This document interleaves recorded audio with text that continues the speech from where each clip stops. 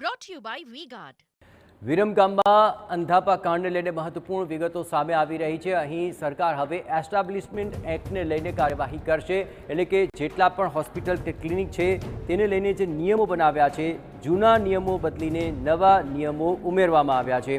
હવે રાજ્યમાં તમામ ક્લિનિક અને હોસ્પિટલનું રજિસ્ટ્રેશન ફરજિયાત છે। રજિસ્ટ્રેશન નહીં હોય તો તે ક્લિનિક અને હોસ્પિટલ સામે હવે કાર્યવાહી થશે। રાજ્યના તમામ ક્લિનિક અને હોસ્પિટલનું ઇન્સ્પેક્શન થશે।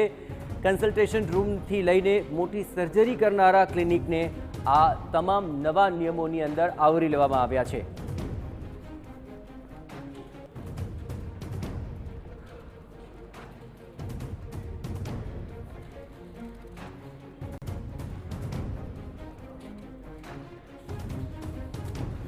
સ્ટેટ કાઉન્સિલની રચના પૂર્ણતઃ નહીં થઈ હોવાના મુદ્દે હાઈકોર્ટે નારાજગી વ્યક્ત કરી। નિયમોના ભંગ બદલ નિર્દિષ્ટ કરાયેલા દંડને હાઈકોર્ટે ગેરવ્યાજબી ગણાવ્યો છે। જે ક્લિનિકલ એસ્ટાબ્લિશમેન્ટ લોકોના જીવ સાથે રમત કરે તેમને ઓછો દંડ યોગ્ય નથી। 10,000 કે 50,000 જેટલો ઓછો દંડ કરવો વ્યાજબી નહીં હોવાનો પણ કોર્ટનો મત છે। અત્યાર સુધી કરાયેલા પ્રયાસોમાં જે પણ ત્રુટીઓ રહી હશે તે સુધારવાની ખાતરી અપાય છે।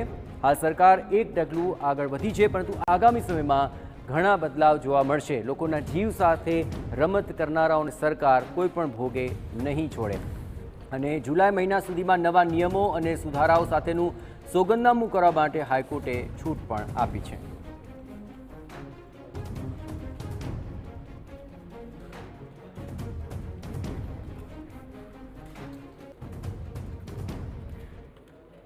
અમદાવાદથી Brought to you by V-Guard.